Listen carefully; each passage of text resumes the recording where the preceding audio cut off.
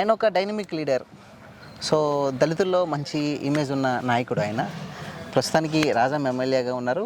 Payakaraopeta incharge గా కొత్తగా నియమించారు. అసలు ఆయన ఆంతర్యం అనేది ఈరోజు మనం తెలుసు. సో మనతో పాటు కంబాల జోగులు ఉన్నారు, రాజం ఎమ్మెల్యే. ఆయనతో మాట్లాడదాం. సార్ నమస్తే. చాలా రోజులు ఇప్పుడు దొరికారు. ఎలా ఉన్నారు సార్? బాగున్నాం సార్. ఎలా ఉంది సార్ కాన్స్టిట్యున్సీ? చాలా బాగుందండి. మరి అంత బాగున్నప్పుడు మిమ్మల్ని రాజం వదిలేసి ఎందుకు మిమ్మల్ని అయిష్టంగా పాయకరావుపేట పంపించారని ఒక టాక్ నడుస్తుంది. అయిష్టంగానే పంపించారా, మీకు ఇష్టంగానే వెళ్ళారా? ఇష్టంగానే వెళ్ళారు. ఎందుకు సార్, ఎందుకు కాన్స్టిట్యున్సీ ఎందుకు మారాల్సి వస్తుందంటే ఏం చెప్తారు? అంటే ముఖ్యమంత్రి గారు పార్టీ అది ఒక ఆలోచన ఉంటుంది. ఒక నియోజకవర్గానికి ఏ విధంగా మళ్ళీ ఎక్కడైనా గెలిచే వ్యక్తి అనే ఆలోచనతో నన్ను అక్కడ పంపించడం జరిగింది. అక్కడ ఆయనకి కూడా మంచి చేసే ఆలోచన ఉంది. ఆయనకి రాజ్యసభకి గొల్లబాబు గారికి ఇవ్వడం జరుగుతుంది. ఓకే, ఆల్రెడీ అయిపోయినాయి సార్, ఫైనలైజ్. కానీ మీకు ఒక ప్రత్యర్థి ఉన్నారు సార్ అక్కడ, అనిత అని చెప్పేసి టీడీపీ ఫ్లోర్ లీడర్గా ఉన్నారు. మళ్ళీ గెలిస్తే మంత్రి రేసులో కూడా ఉన్నారను. అంటే కొంచెం ఇబ్బంది అవుతుందేమో, నాన్ లోకల్, మీరు ఆవిడ లోకల్ కాబట్టి ఖచ్చితంగా ఎడ్జ్ ఆవిడ వైపు ఉండే అవకాశాలు ఉన్నాయంటే ఏం చెప్తారు? ఆవిడ కూడా కొవ్వూరు వెళ్ళి పొడి చేసింది కదా, కరెక్ట్ కదా. అవును. కాబట్టి ఇక్కడ ఏంటంటే ఒక లీడర్ అంటే లోకల్, నాన్ లోకల్ అనుకోదు. ఎవరెవరు ఎక్కడికి వెళ్ళో ఎక్కడి నుంచి ఎక్కడ కూడా పోటీలు చేయవలసిన అవసరం పరిస్థితులు వస్తాయి రాజకీయాల్లో. అలాంటి పరిస్థితుల్లో నన్ను అక్కడికి పంపించారు అంటే జోగులు అక్కడ గెలుస్తాడు. తర్వాత బాబురావు గారిని మనం ఎస్సీ కమ్యూనిటీ నుంచి ఒక రాజ్యసభకి ఇవ్వాలి, ఎవరికి ఇవ్వాలనుకుంటే ఉన్నవాళ్ళు మేమందరం కూడా సీనియర్లమే. నేను కావచ్చు ఆయన కావచ్చు. కాబట్టి ఆయన కూడా బాగా చదువుకున్న వ్యక్తి కాబట్టి ఆయనకి ఆ విధంగా పంపించాలంటే ఈ కాన్స్టిట్యున్సీ ఎవరైతే గెలుస్తారో అనే ఆలోచనతో నన్ను పంపించారు అనుకుంటాం. కాబట్టి అక్కడ లోకల్, నాన్ లోకల్ ఎవరు చూడట్లేదు. నేను ఆ నియోజకవర్గం వెళ్ళిన వెంటనే 3వ తారీఖున అక్కడ నియోజకవర్గం వెళ్ళాను.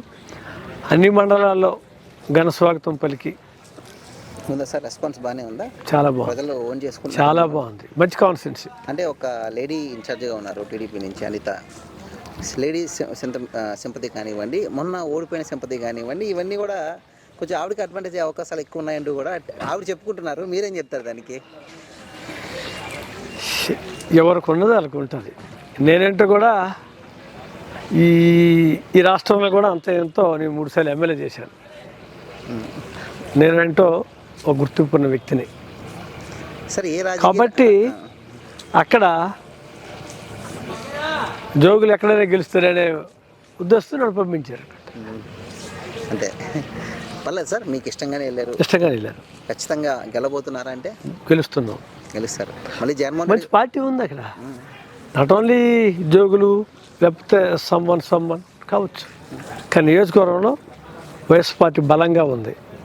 అంటే 19 సినారియో వేరు సార్, 24 సినారియో వేరు. ఎందుకంటే అప్పుడు టీడీపీ, జనసేన విడివిడిగా పోటీ చేశారు. ఈసారి కలిపి పోటీ చేస్తున్నాయి కాబట్టి ఏదైతే ప్రభుత్వ వ్యతిరేక ఓటు చీలకుండా కంపగుట్టుగా న్యూట్రల్ ఓట్లు కానివ్వండి, టీడీపీ, జనసేన ఓట్లు కానివ్వండి, సాలిడ్గా ఆ 2 పార్టీలకి పడితే కొంచెం జనసేన డిసైడింగ్ ఫ్యాక్టర్ అవదంటారా? ఖచ్చితంగా మీ గెలుపు ఇబ్బంది అవదంటారా? ఇబ్బంది అవ్వదు. ఎందుకంటే జగన్మోహన్ రెడ్డి గారు మాకు ఏకైక నాయకుడు. ఎటువంటి ఏనాడు కూడా ఆయన పొత్తులతో ఏ పార్టీలతో పొత్తులతో ఆయన చేయలేదు. ఒకే నాయకుడు. కాబట్టి 67 సీట్లు 2014 వచ్చాయి. అప్పుడు కూడా నేను గెలిచాను. అలాగే 150 సీట్లు అదో వేవ్ ఓకే మీరు అన్నారు వచ్చాయి. అప్పుడు కూడా ఎంతమంది మేమందరం కూడా బాగానే గెలవడం జరిగింది. వాళ్ళు ఎన్ని పార్టీలు పొత్తులు ఉన్నా ఇక్కడ వైఎస్ఆర్ పార్టీకి ఉన్న బలం వైఎస్ఆర్ పార్టీకి ఉంది. స్టిల్ ఉందా సార్? స్టిల్ ఉంది. ఎందుకంటే దళితులు ఓట్లు మీకు ప్రధానం సార్. ఎందుకంటే దళితులు జగన్మోహన్ రెడ్డి గారిని ఓన్ చేసుకునే విధానం కానివ్వండి, గంప గుర్తుగా కూడా ఈ ఓట్లన్నీ కూడా సాలిడ్గా మీకే పడ్డాయి 2019. ఇక్కడ మీరు ఒక దళిత నాయకుడిగా ఉన్నారు, 3 సార్లు ఎమ్మెల్యేగా ఉన్నారు, చాలా మంచి పేరు ఉంది, ఎక్కడ కాంట్రవర్సీ లేని నాయకుడు అంటూ కూడా మంచి పేరు ఉంది. అంటే మీలాంటి ఇంత క్లీన్ షీట్ ఉన్న నాయకుడు ఏం చెప్తారు సార్? దళితులకి మేలు చేసిన ప్రభుత్వం మాదని మీరు చెప్తా ఉన్నారు, లేదు ద్రోహం చేశారని చెప్పి టీడీపీ జనసేన ఆరోపిస్తూ ఉన్నాయి. రియాలిటీ చెప్పండి సార్, నిజంగా మేలు చేశారు దళితులకు మీరు? మేలే చేశాం. అంటే ఫస్ట్ 25 మంది మంత్రులు ఇచ్చేటప్పుడు 17 మంది మంత్రులు మరి బీసీ ఎస్సీ ఎస్టీలకు ఇవ్వడం జరిగింది. అందులో కూడా డిప్యూటీ సీఎంలు ఇచ్చారు, మంత్రి పదవులు మంచివి ఇచ్చారు, విప్పులు ఇచ్చారు. అంటే అక్కడ నుంచి తీసుకొస్తున్నాం.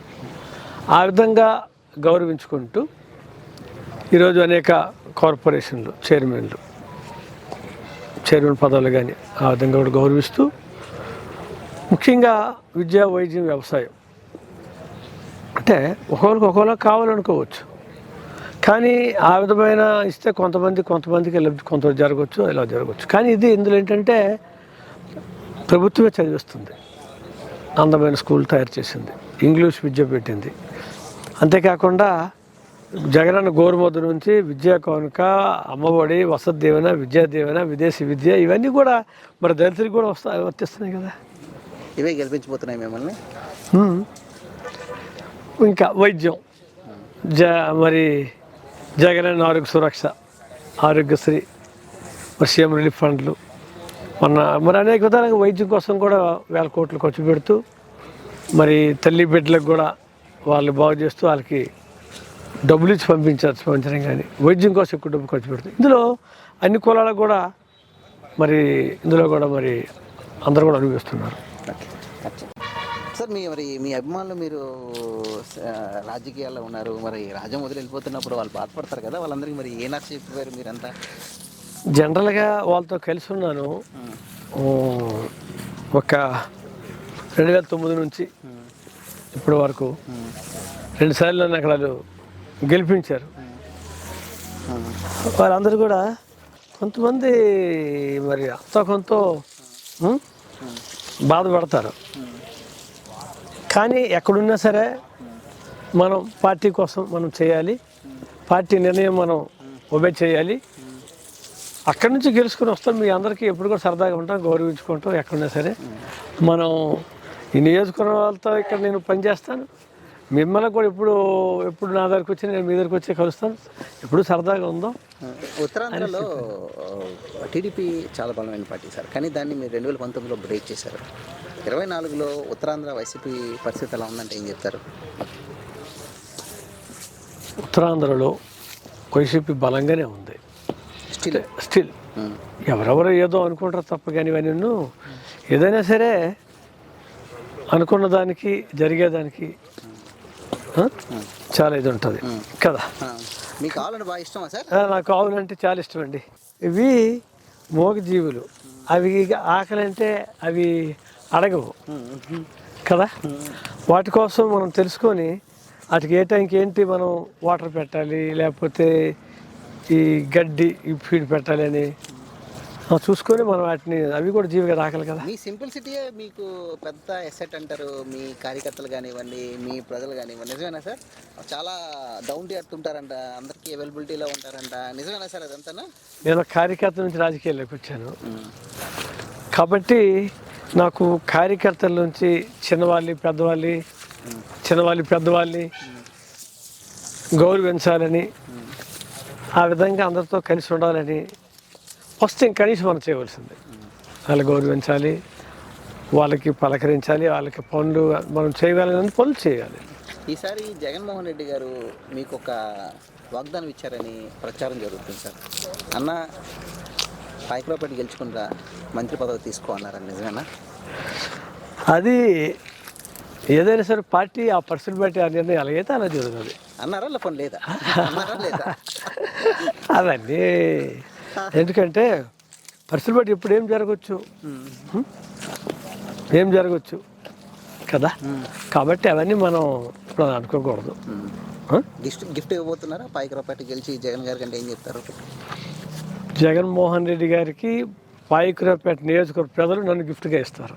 అవునా సార్? ఎస్, అంత కాన్ఫిడెంట్గా ఉన్నారు? కాన్ఫిడెన్స్గా ఉన్నా. ఓకే. పక్క 175 అన్నారు కదా సార్, 175 టార్గెట్ 175 అన్నారు. నిజంగా ఒక సీనియర్ నాయకుడిగా చెప్పండి, అది ప్రాక్టికల్గా వర్కౌట్ అవుతుంది అంటారా? నిజంగా జరుగుతుందా 175 స్థానాలకు వెళ్ళడం అనేది? అంటే ఇప్పుడు ఏది ఎందుకు పోద్ది అని ఫలానా దగ్గర పోద్ది అని మేము చెప్పగలమా? అన్నీ కూడా మనం పోతామని ఎక్కడైనా చెప్పగలమా? అన్నీ గెలుస్తాం అనే ఆలోచనలో ఉన్నాం, గెలుస్తామనే అనుకుంటున్నాం. తెలిస్తే జరగవచ్చు. మనం ఇక్కడ బాగలేదు, ఇది గెలము, ఇన్ని సీట్లు మనకు వస్తాయి, అన్ని సీట్లు వస్తాయి ఎవరైనా అంటామా? కాదు కదా. మనం ఎందుకో ఏమో 175 కూడా మనం టార్గెట్ సూట్గా పెట్టుకున్నారు, అంతేనా సార్? అంతే, అచీవ్. ఎస్, 170 గెలం ప్రయత్నిస్తాం. అంటే టీడీపీ ఒక విమర్శ చేస్తుంది సార్ మీ మీద, వైనాట్ పులివిందల అంటుంది. అంటే జగన్మోహన్ రెడ్డి గారు పులివిందలో మేము ఓడిస్తామంటుంది. జరిగిద్దా సార్ అది? అది ఎలా జరుగుద్ది? ఆయన ఎన్ని లక్షల ఓట్లతో ఇప్పుడు గెలుస్తున్నాడు కదా, ఎంపీ కానీ ఒక శాసనసభ్యుడిగా కానీ. వేరు ఇప్పుడు వేరు అండి కదా. అఫ్ కోర్స్ అంత డిఫరెన్స్లో ఆయన ఓటం అనేది ఏమైనా జరుగుతుంది? జరగదు కదా. మేము అక్కడ కుప్పంలో మేము గెలుస్తాము అంటున్నాం. గెలుస్తారా? పోనీ గెలుస్తాం. వాళ్ళ అన్నదానికి మా దానికి చాలా తేడా ఉంది. ఆ డిఫరెన్స్ ఆఫ్ ఓట్స్ అని లెక్క పెట్టుకోండి, ఆ డిఫరెన్స్ కవరేజ్ చూసుకుంటే వాళ్ళు అనేది కరెక్ట్ కాదు, మేము అనేది కరెక్ట్ దగ్గరికి వస్తుంది. Okay, thank you so much. Okay, thank you. మీరు ఏదైతే అనుకున్నారో ఖచ్చితంగా వెళ్ళాలని మనస్ఫూర్తిగా నేను మైరా మీడియా తరఫున కోరుకుంటున్నాను. Thank you so much. నమస్తే సార్. అది మన కంబాల జోగురు గారి ఆప్తరిగా ఖచ్చితంగా ఈ పాయకురావుపేట ఏదైతే ఉందో నా ఇష్టపూర్వకంగానే వెళ్తున్నాను. జగన్మోహన్ రెడ్డి గారికి గెలిచి ఇది నేను గిఫ్ట్గా ఇవ్వబోతున్నాను. ప్రజలైతే నన్ను చాలా బాగా ఆదరిస్తున్నారు. వాళ్ళ ఆదరణే ఈరోజు నాకు బలం. నా కార్యకర్తలు నాకు ముందు నుంచి ఉన్న ధైర్యం కానివ్వండి, వాళ్ళ వల్లే ఇన్ని సంవత్సరాల రాజకీయాల్లో ఎంత సక్సెస్ఫుల్గా జరుగుతుంది. దళితులకి న్యాయం చేసిన ఏకైక ముఖ్యమంత్రి జగన్మోహన్ రెడ్డి అంటూ కూడా ఈరోజు ఆయన మనకి చాలా విషయాలు అయితే చెప్పారు. సో ఈయన మీకు ఏం డౌట్స్ ఉంటే కామెంట్ రూపంలో తెలియజేయండి. ఖచ్చితంగా నెక్స్ట్ వీడియోలో నేను ఇంకా అడిగే ప్రయత్నం అయితే చేస్తాను. So thanks for watching Myra Media. నమస్తే.